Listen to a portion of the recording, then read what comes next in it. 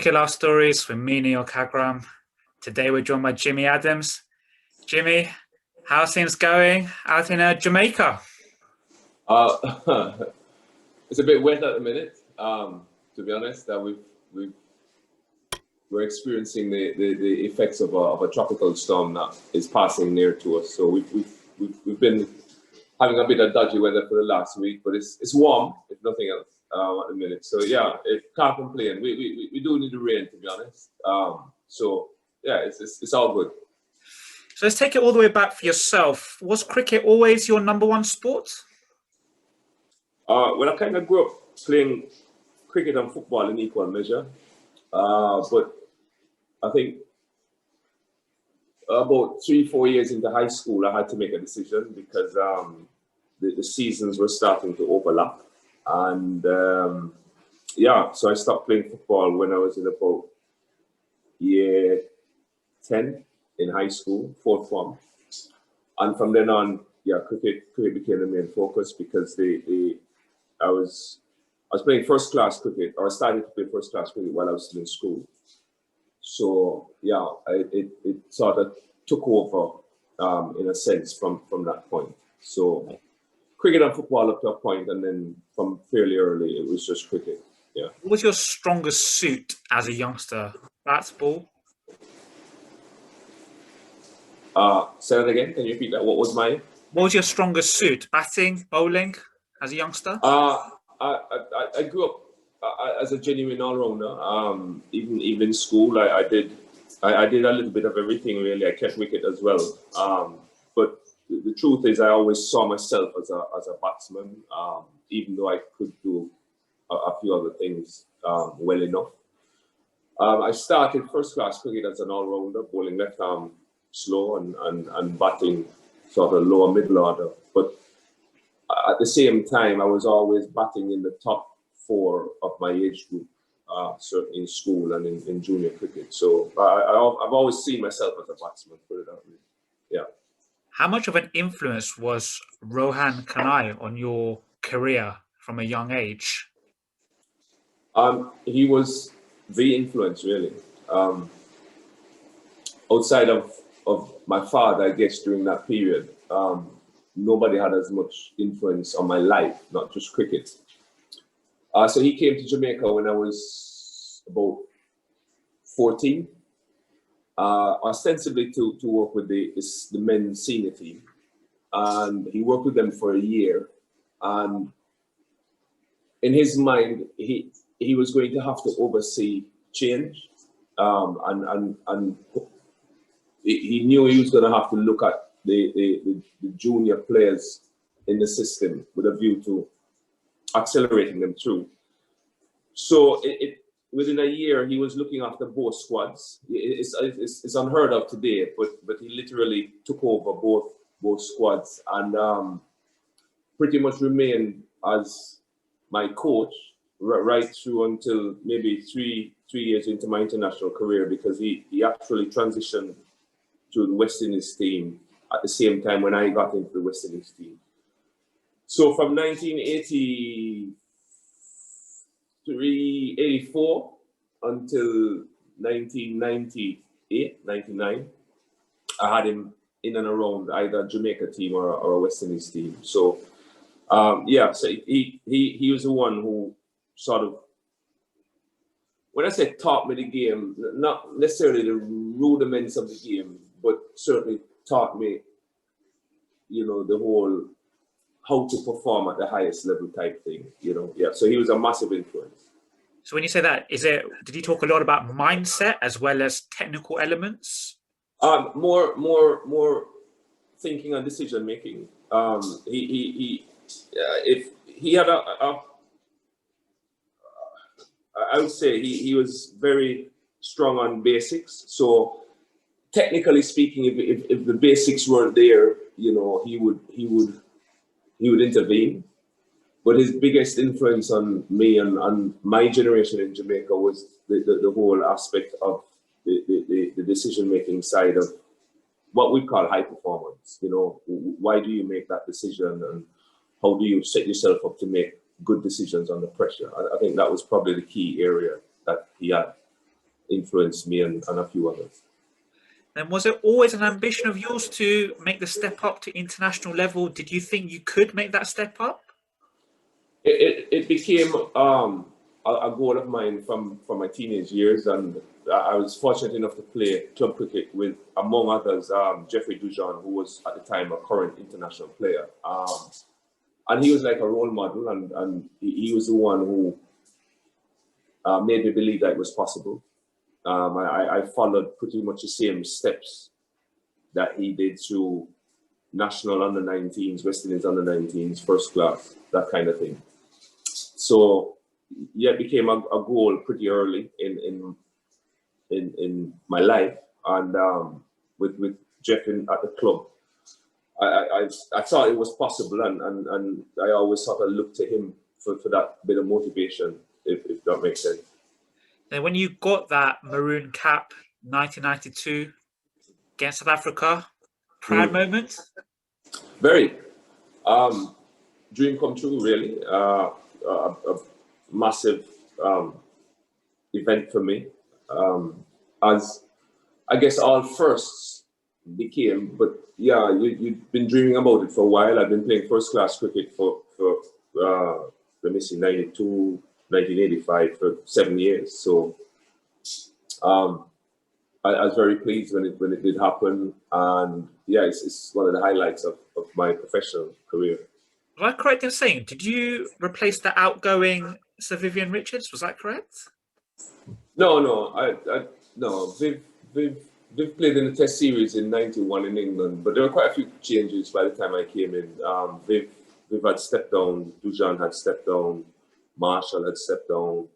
So it was actually probably good timing, because there wouldn't have been any spaces in a West Indies team prior to that season. So it was kind of critical that I had the performances that I had in the regional first class season at that time, because there are many stories of especially during that famous period of say opening batsmen who were good batsmen in the Caribbean who never got an opportunity because Greenwich and Haynes just had that position on lockdown for so long.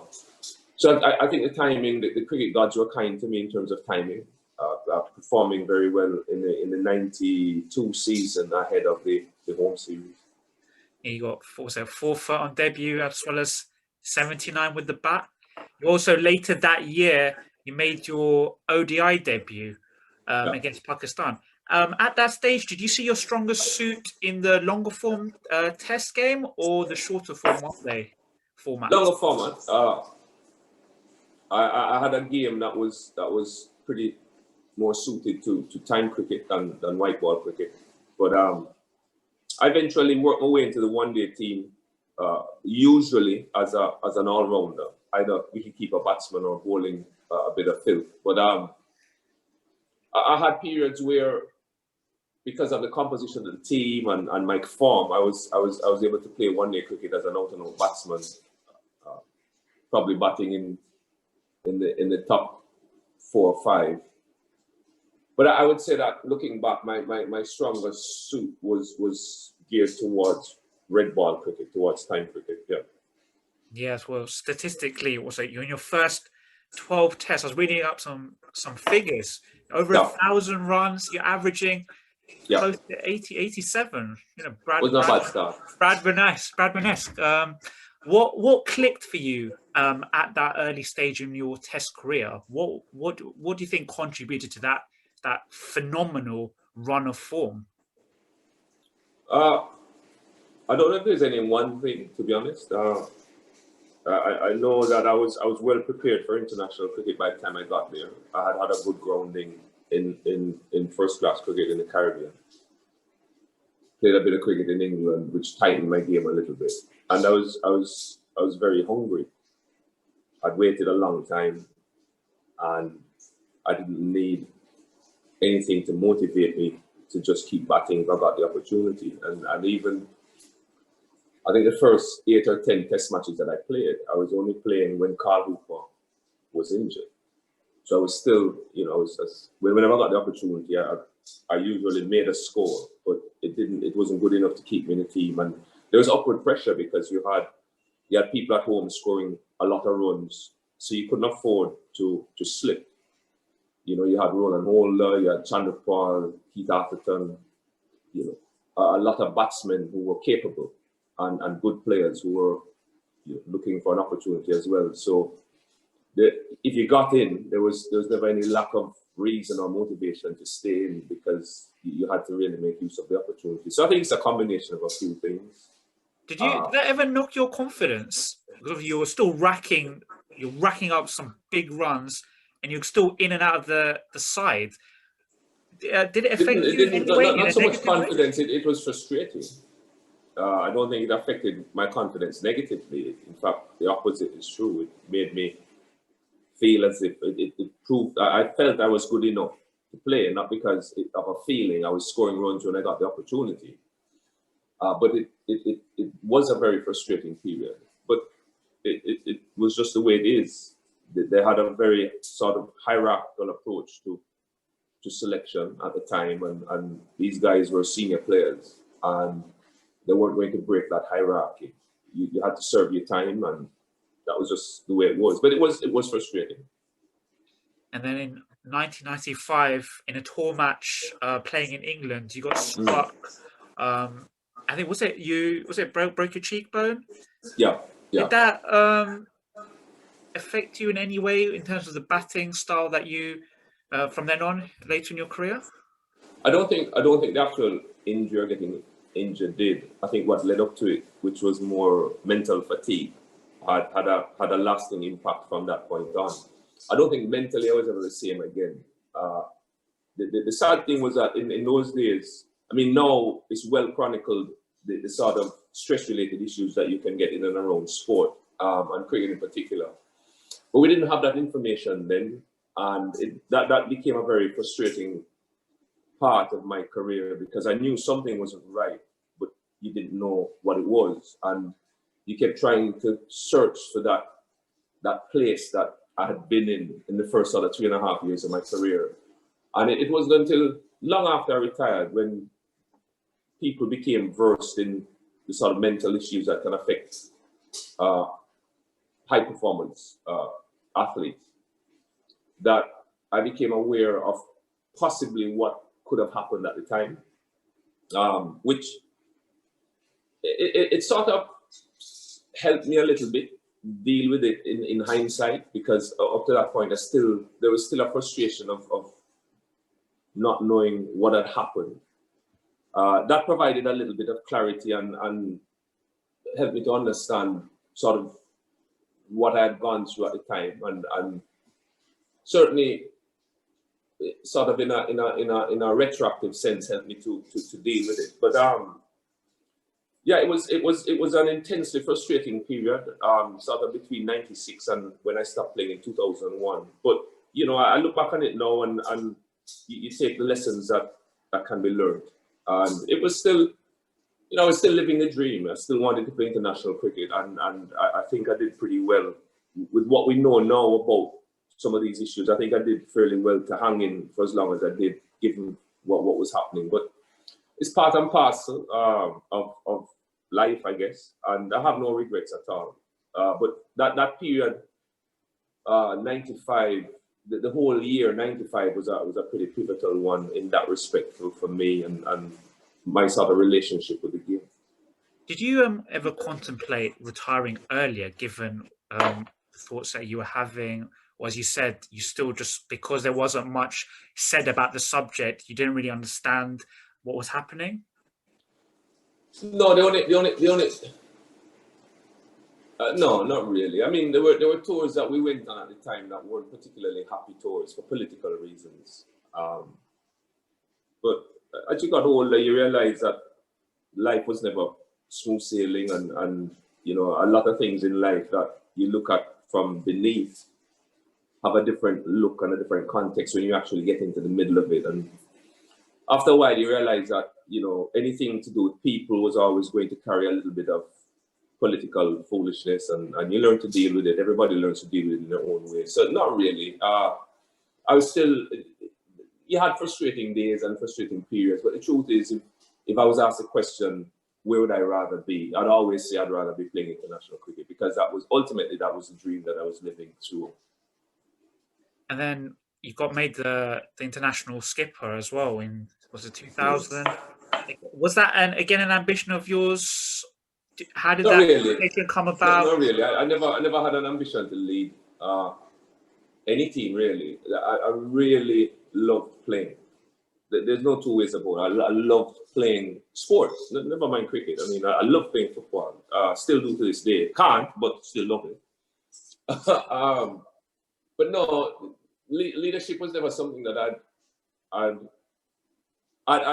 held leadership roles in the game before, but it always ran a long way second to actually playing. But that's the way it worked out. Brian stepped away from the game for a year or for a period, sorry, and the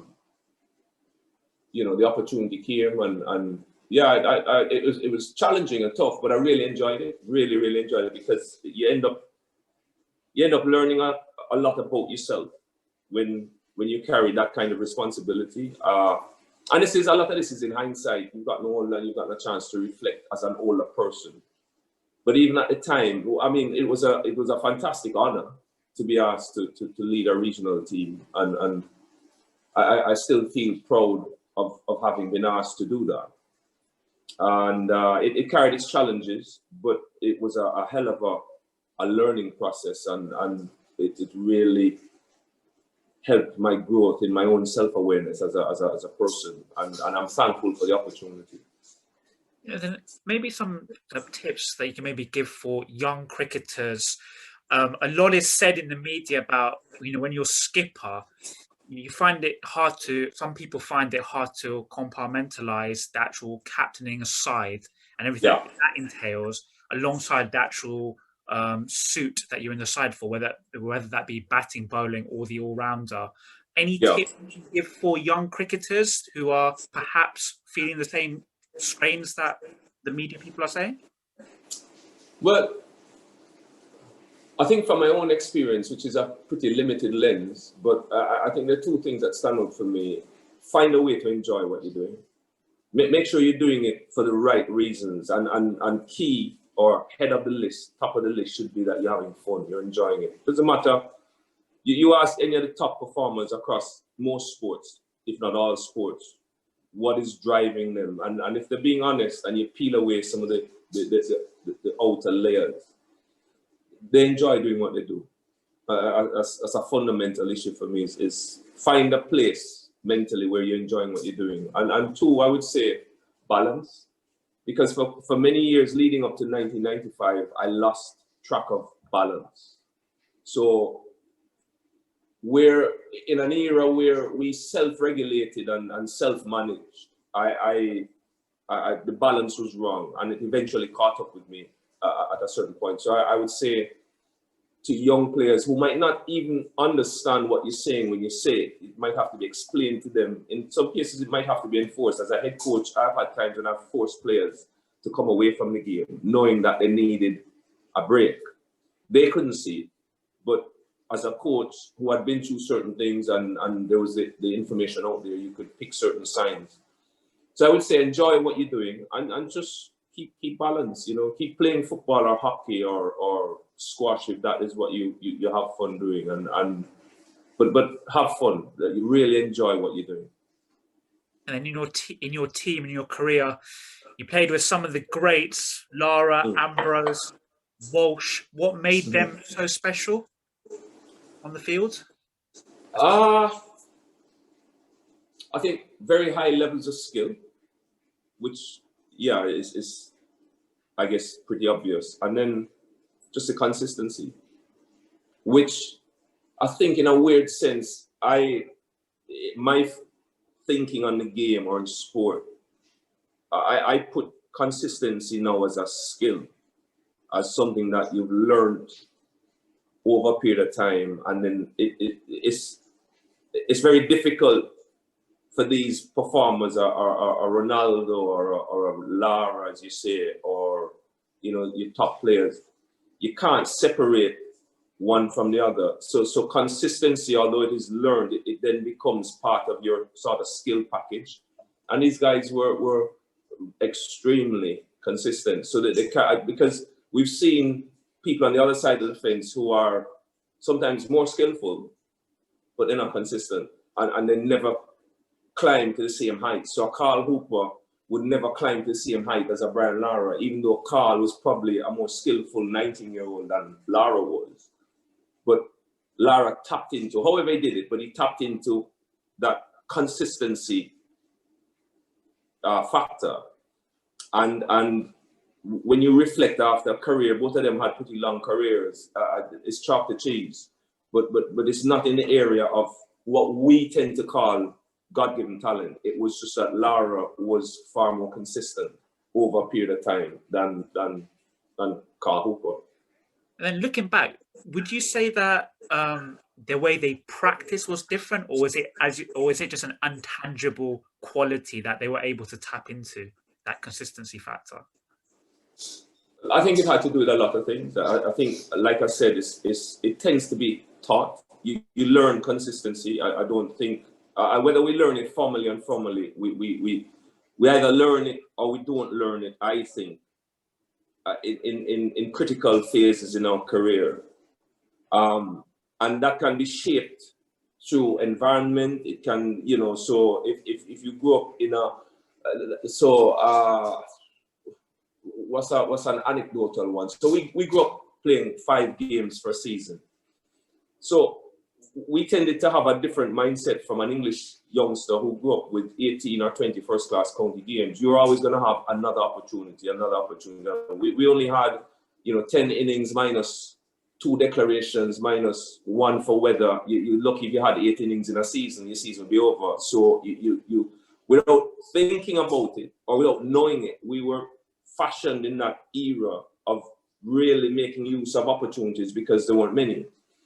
So that is something that we learned, but we learned it through the environment, if you get what I'm saying. So if you're talking about how people become consistent, it can be that you have a coach who gives you a rollicking if you're not, or it could be that you grew up in a very competitive club environment as a kid, and you get dropped 2 or 3 times and it hurts you, and you vow never to get dropped again, and that just clicks in. And however it happens, whether formally through a coaching structure and a selection structure or informally, you learn consistency, and consistency becomes the dominant factor for every achiever, and more so for the high achievers. So you look at a Virat Kohli these days, or Steve Smith.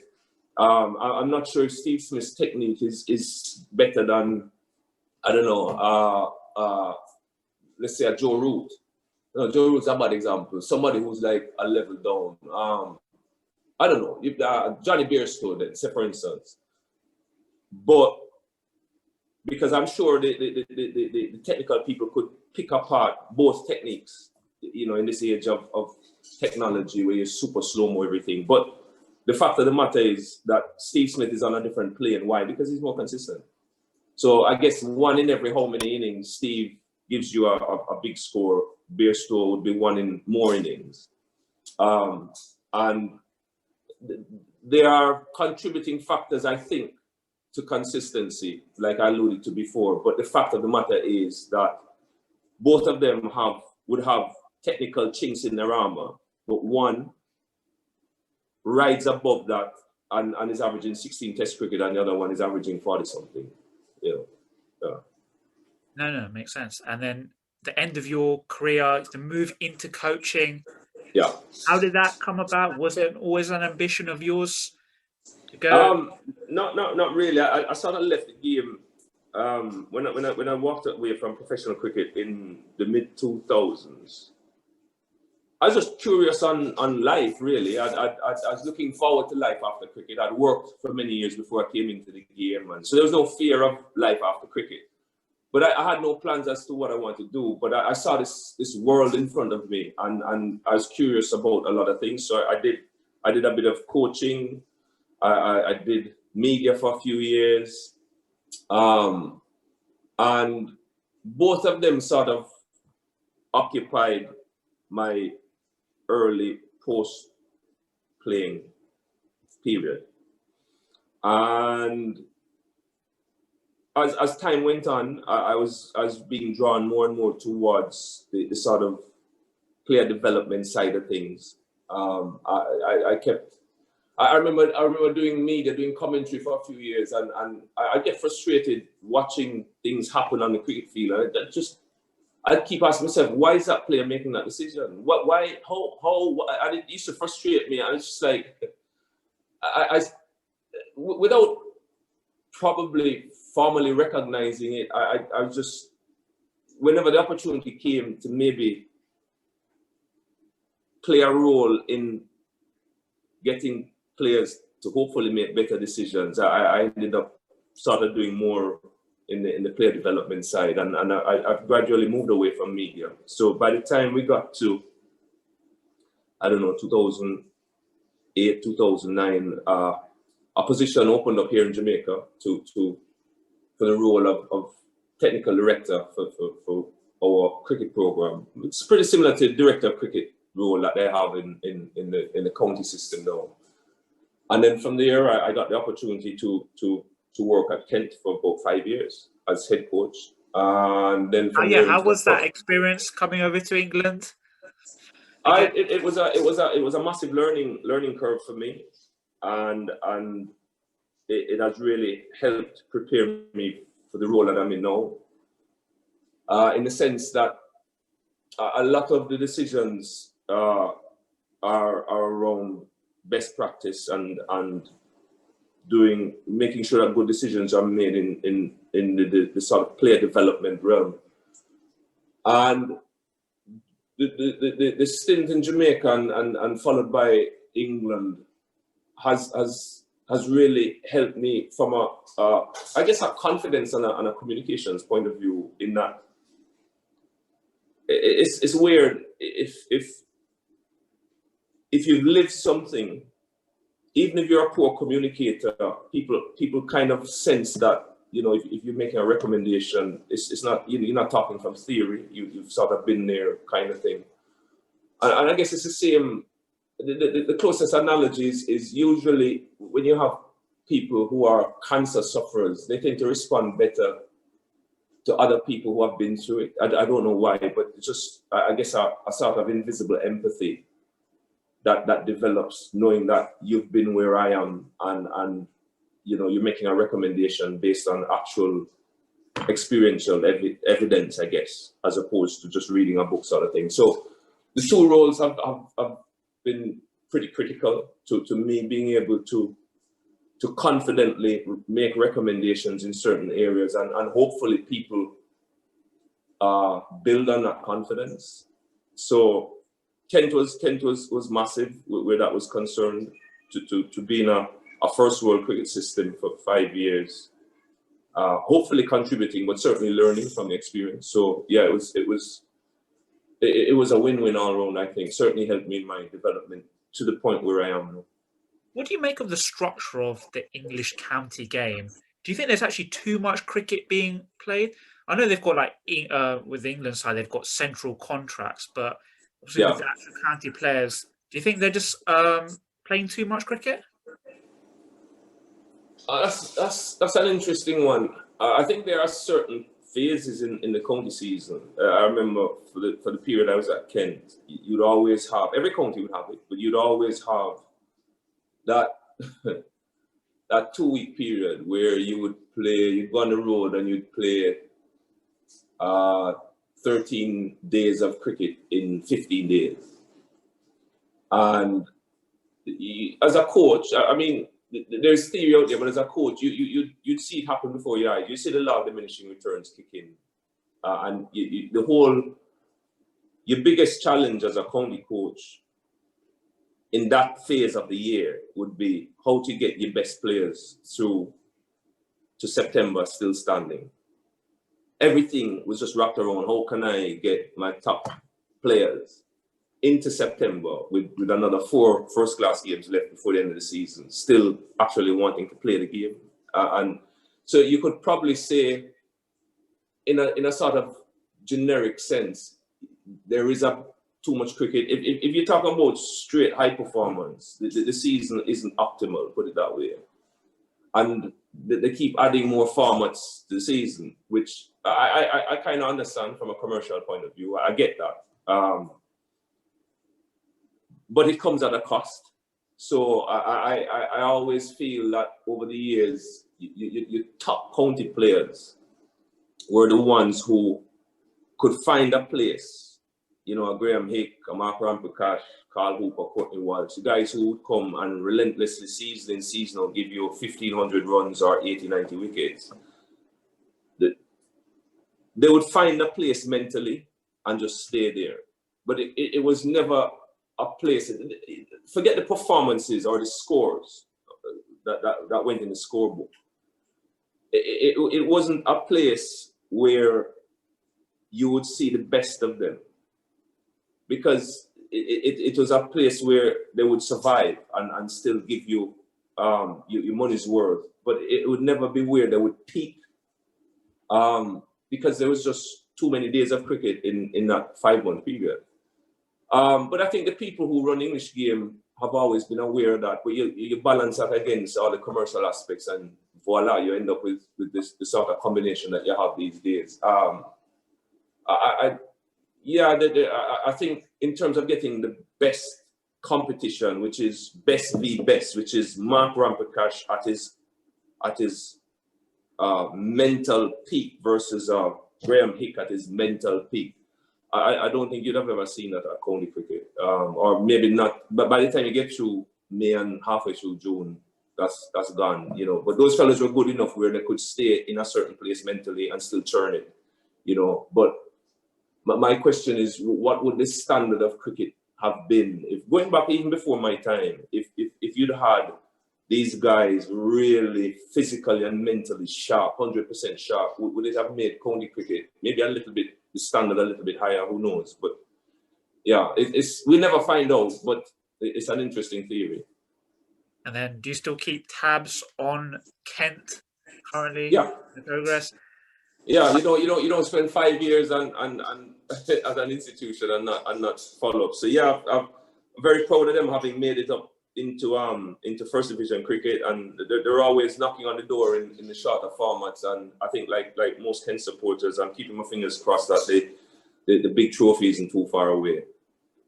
And then your role currently as Cricket West Indies director, just for those that may not know the exact, maybe we can give like a 1-2 minute overview of what your role actually involves.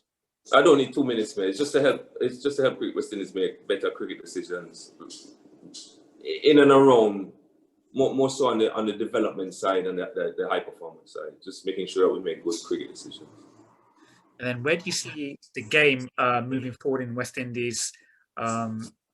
Obviously, you're one of the strongest T20 sides in world cricket. You think that would it be fair to say a bit more consistency needs to come in the Test game? We need to become more consistent across all formats. We're going through a phase now where a lot of our T20 stars are getting to the end of their careers. So it won't be long before we have a new generation of T20 players. And the same questions are going to be asked. Can we be as consistent as maybe the former generation were when they were winning trophies and world titles? But certainly in Test cricket and 50-over cricket, we're nowhere near consistent enough, and which is reflected in the rankings. And that's a big target or objective for us is to get the team to become more consistent where results are concerned. And that is really our certainly my number one focus. Looking at it coming at it from different angles. One is obviously player development, but then that involves quite a few things. But ultimately, the ultimate target and objective is developing an international team, men's and women's, that are more consistent than we are now. In terms of like fan engagement back in the West Indies, do you think there's still love for the game? Oh, massively. Just to put something to bed, technology has brought more information into my living room. So yeah, I watch American sports, as do most of my friends in Jamaica. but it hasn't taken away from the passion around the top three, which are football, cricket, and athletics. Certainly in Jamaica anyway, but going more Caribbean wide, the passion for cricket is still there. What they're crying out for is just a team that they can identify with through good performances, consistent performances, and that also helps to motivate us. But I have no shortage of Caribbean people who have a deep love and abiding passion for cricket, really, and it's still there. It actually adds fuel to everything that I do. The fact that you know, when you speak to people, not just my generation, because it's one of the good things about T20 cricket. It's really sold the game to a younger demographic that might not have run willingly into Test cricket, for instance, and I'm grateful for it, because I'm not really concerned what develops your love for the game. Just develop a love for the game, and it's still there, and it's there across the different generations. What the younger generation, or how they approach the game, and the platforms that they use to approach the game might be different from the ones that I use or my father might have used, but there's still a passion for the game there, for sure. So Jimmy, perfect, fascinating interview. Really appreciate your time. No problem. Yeah. All the best for the months ahead. All the best to you too, and I hope you come out of lockdown very soon, and please stay safe and be careful. Yep, stay safe also. Neel Khagram, Cricket Love Stories, Jimmy Adams. Thank you.